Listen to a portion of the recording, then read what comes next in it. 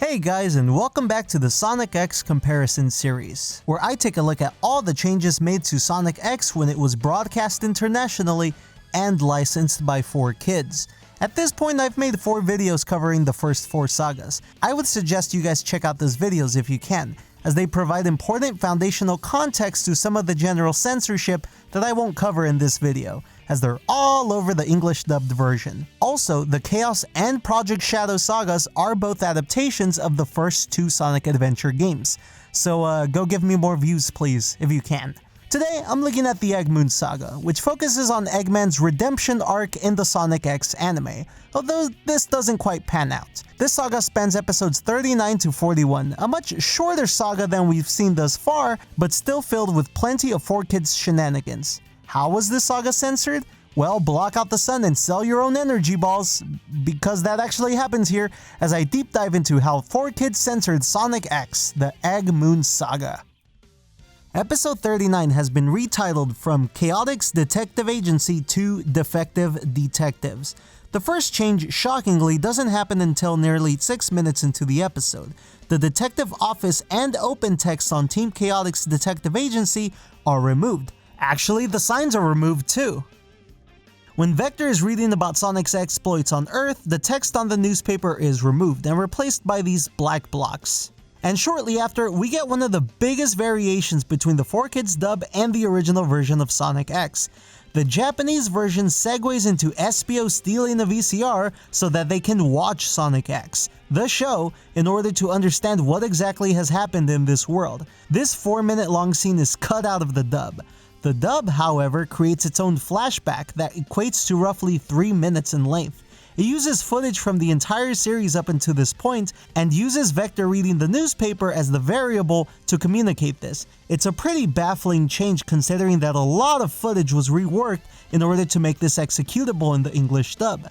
I understand them not wanting to show Espio stealing a VCR, and maybe breaking the 4th wall with the whole Sonic X thing was a bit too much, but they could have cut around this by just having Team Chaotix watch the video. It could have worked and would have required much less footage being reworked. But as usual, 4Kids doesn't use Occam's razor and takes the long, pointless, and unnecessary routes to dub their shows. This is one of the larger changes in the series, as we lose roughly 1/5 of the total episode, and although an equivalent is recreated, it isn't the same when it's all just flashback. Later on, Vector and Espio's stats are removed when they are introducing their strengths to the audience.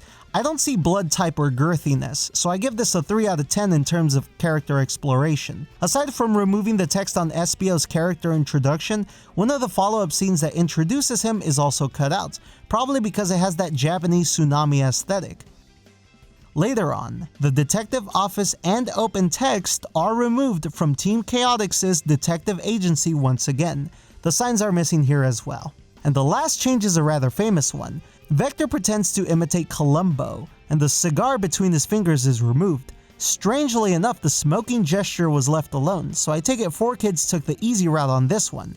If only they could have done that earlier in the episode as well.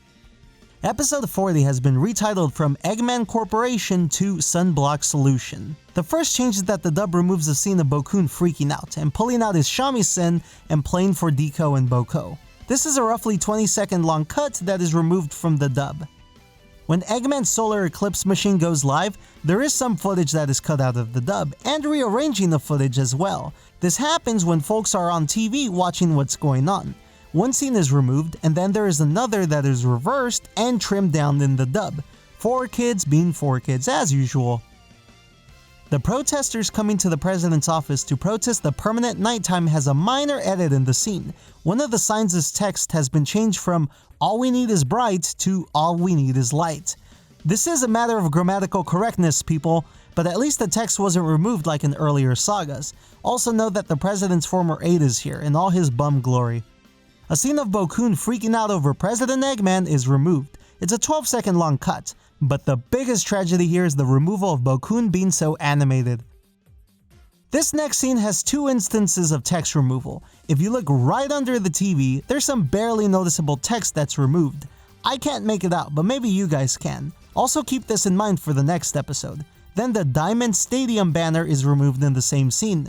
Notice how after all this time, it's still misspelled in the Japanese version. The main cast fighting the protesters who show up at Chris's house is removed. 4Kids left in the more comedic scenes of the scuffle, but this overhead shot that turns into a close-up of it is removed. And finally, when Eggman is watching the show set around him, the text has been accurately translated with the correct dubbed typing and all. And finally, we have episode 41, which has been retitled from Give Us the Lights to Eggman for President. The first change is that there is a discrepancy in the recaps. The dub's recap is about 30 seconds long, while the Japanese version's is about a minute long. Also, there's a bit of inconsistency in the TV showing Sonic in the dub, as the barely legible text is now left as is. I grant this one the inconsistency stamp. During Sonic's fight with the government robots, the bullet sound effects are changed to laser blasting sound effects. When Deco and Boko are helping Eggman create currency, they create their own with their names on it. In both shots, their names are removed, in this normal shot and in this extreme close-up. This was probably done because you just cannot fight the Federal Reserve, folks, whether it's in the real Earth or the Sonic X world. All joking aside, it is a bit problematic to show American-esque dollars with different typing, so yeah, removed for a reason. And the last change of this saga is that when the satellite piece falls on Eggman, the dub removes about 4 seconds of him slowly conking out, before he eventually collapses. I can understand why it was done, and I even like that the police immediately come to beat the crap out of him, but yeah, it's removed here and we know why.